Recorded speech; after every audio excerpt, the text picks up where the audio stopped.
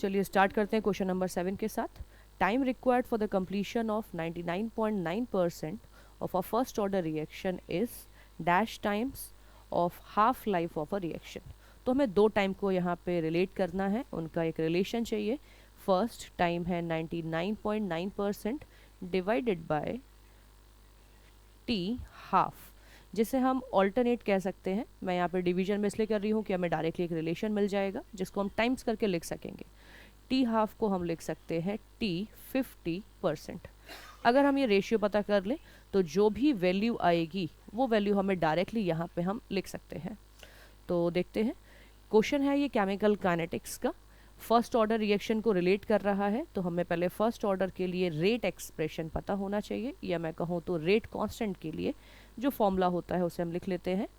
तो ये है for first order reaction, first order reaction.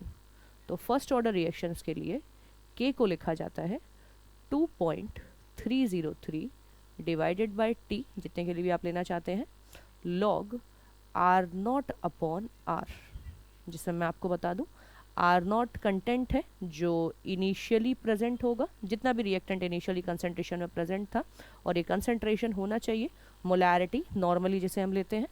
और जो ये आर है ये होता है जितना भी कंटेंट लेफ्ट बचा है at time t, t time पे जितना भी रिएक्टेंट अभी बचा हुआ है उसे हमें यहाँ लिखना होगा। तो क्वेश्चन पे चलते हैं। अभी क्वेश्चन हमसे दो टाइम की बात कर रहा है। फर्स्ट बात करी जा रही है टी 99.9% के बारे में। 99.9% अगर रिएक्शन कंप्लीट हो गई है तो जो लेफ्ट कंटेंट होगा वो होगा 0.1%। अगर मैं डायरेक्टली लिखूं, अगर हम चाहें तो इसे माइनस करके पता कर सकते हैं। 100 माइनस 99.9 जो हो जाएगा 0.1%। इतना रिएक्शन अभी बचा हुआ है। तो इसको पुट करेंगे हम लोग वहाँ पे, और पुट करके चेक करते हैं कि हम इसे कैसे लेके आ सकते हैं।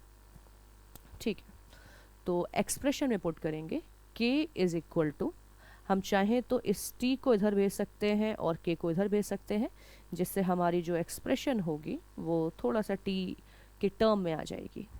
t 99.9% is equal to 2.303 upon, क्योंकि हमने t ऊपर भेज दिया है तो अब नीचे k आएगा, जैसे कैलकुलेट करने की ज़रूरत नहीं है, वो रेशियो में डिलीट हो जाएगा।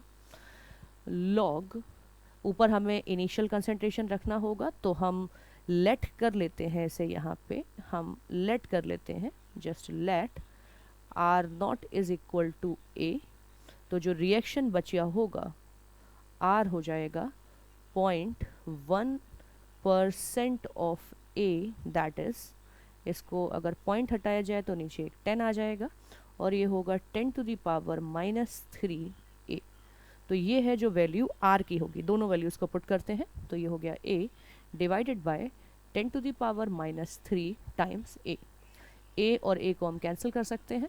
इसे अगर हम फर्दर सॉल्व कर लें, कंप्लीटली सॉल्व नहीं करेंगे, एक थोड़ा सा लॉग को हमें जस्ट सॉल्व करना है। लॉग 10⁻, ये माइनस में है तो न्यूमरेटर में जाके +3 हो जाएगा। इसको हम लिख सकते हैं लॉग 2.303 अपॉन के 3 लॉग 10, और यहाँ पे मैंने एक प्रॉपर्टी यूज़ करी है, मैं यहाँ पे उसे बता देती हूँ।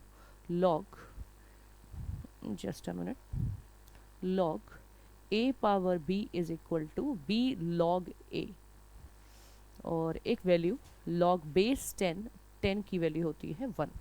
तो इसे आप ऐसा ही अब लिखा रहने दे सकते हैं।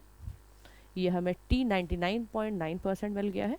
अभी हम t हाफ के लिए चलेंगे। अब नॉर्मली टी हाफ का हमारे पास वैसे एक स्पेसिफिक फॉर्मूला है 0.693 अपॉन के, बट मेरा मानना है कि बेटर होगा कि आप उसे कंप्लीट लिखें, जिससे आप 2.303 को डायरेक्टली कैंसिल कर पाएंगे, ज़्यादा टाइम नहीं लगेगा। टी हाफ का मतलब है कि हाफ कंटेंट ख़त्म हो गया होगा, तो अगर आप ए लेके चले होंगे तो अब बचा होगा a/2, जिसके लिए अगेन ए कैंसिल हो जाएगा और हमें मिलेगा log 2। तो ये होगा 2.303 अपॉन के log 2। हम इसे अब फर्दर एक सॉल्व लेने के लिए यहाँ पे डिवाइड कर सकते हैं। जैसा मैंने कहा था कि अगर आप इस तरह से रेशियो में निकालेंगे तो आपको वैल्यू जल्दी मिल जाएगी।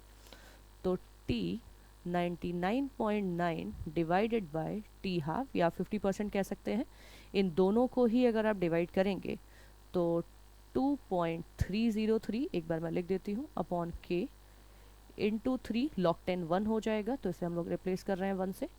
2.303 upon k multiplied by log 2। यहाँ से हम इजीली देख सकते हैं कि ये दो वैल्यू तो कैंसिल हो जाएंगी। जो बचेगा वो होगा 3 डिवाइडेड बाय log 2। log 2 की वैल्यू हमें कंपटीशन के लिए लर्न करनी पड़ती है। नॉर्मली एकेडमिक्स में भी हम इसे लर्न कर लेते हैं। मैं यहाँ पे मेंशन कर देती हूँ। log 2 की वैल्यू अगर एग्जैक्ट कहें तो 0.3010 होता है, बट हम अप्रॉक्स में अभी के लिए 0.3 ले सकते हैं। सो 3 अपॉन 0.3, यहाँ पे ऊपर 10 चला जाएगा और ओवरऑल जो हमें आंसर मिलेगा वो होगा 10। और 10 यहाँ पे आंसर है, that means t 99.9% is equal to 10 times of t half. That means reaction को 99.9% कंटेंट, या मैं कहूँ तो रिएक्शन को कंप्लीट करने में जो समय लगा है वो 10 टाइम्स होगा उसके जो हाफ लाइफ, या मैं कहूँ तो 50% कंप्लीट होने में लगा होगा। तो जो रिलेशन चाहिए, जो हमें वैल्यू चाहिए, वो हो जाएगी 10। तो our final answer is 10। Thank you for